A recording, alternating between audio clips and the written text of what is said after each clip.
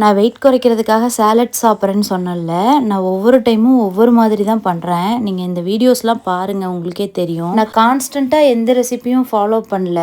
அன்னன்னைக்கு நாளுக்கு நான் என்னென்ன ஃபுட் எடுக்கிறேன், எனக்கு எவ்வளோ கேலரிஸ் தேவை, என்னோட டேஸ்ட் பட்ஸ்க்கு எப்படி சாப்பிடணும் போல் தோணுது, என்னோட ப்ரோட்டீன் கோல் கம்ப்ளீட் ஆயிருக்கா இல்லையா, அப்போதைக்கு எனக்கு என்னென்ன வெஜ்ஜீஸ் அவைலபிளாக இருக்குது அப்படின்ட்டு கஸ்டமைஸ் தான் பண்ணிக்கிறேன். இன்றைக்கி பார்க்கலாம் எப்படி பண்ணுறேன் அப்படின்ட்டு. ஒவ்வொரு நாளும் ஒவ்வொரு மசாலா போட்டு ப்ரெப் பண்ணி போன்லெஸ் சிக்கன் நான் மதியமே பண்ணிடுவேன். மதியம் கொஞ்சம் சாப்பிட்டது போக மீதி நைட்டுக்கு எடுத்து வச்சுருப்பேன். அதை தான் நான் சாலட் பண்ண யூஸ் பண்ணுவேன். அன்றைக்கின்னு என்ன வெஜ்ஜீஸ் இருக்கோ அன்றைக்கி மூடுக்கு தகுந்த மாதிரி எடுத்து வச்சுப்பேன். இன்றைக்கி இதெல்லாம் தான் எனக்கு பிடிச்சிருந்தது எடுத்து வச்சுருக்கேன். ஒரு எக் ஒன்று எடுத்து வச்சுருக்கேன்.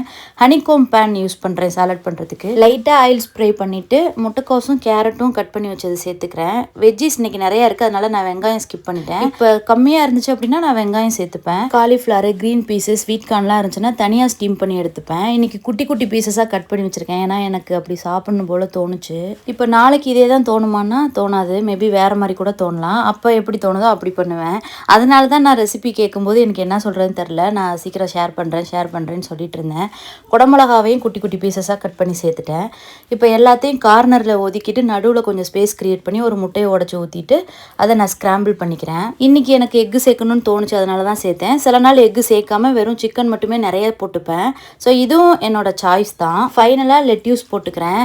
சம்டைம்ஸ் சிக்கன் நான் பாயில்டாக சேர்க்குறேன் அப்படின்னா பீஸா இருக்கணும், சில்லி ஃப்ளேக்ஸு, பெப்பரு, ஸ்பைசஸ் தனியாக போட்டுப்பேன். சிக்கனுக்கு பதிலாக நம்ம சோயா, பன்னீர், டோஃபு அந்த மாதிரியும் நம்ம சேர்த்துக்கலாம். பன்னீரில் கேர்டில் தனியாக ஸ்ப்ரெட்டு ரெடி பண்ணி இதில் மிக்ஸ் பண்ணி சாப்பிட்டாலும் நல்லாயிருக்கும். எனக்கு ஐடியா ஷேர் பண்ணணும்னு தான் ஆசை. நீங்களே உங்களோட சாலடை கஸ்டமைஸ் பண்ணிக்கலாம். சப்ஸ்கிரைப் பண்ணி வச்சுக்கோங்க, நிறைய ஷேர் பண்ணுறேன். பாய்.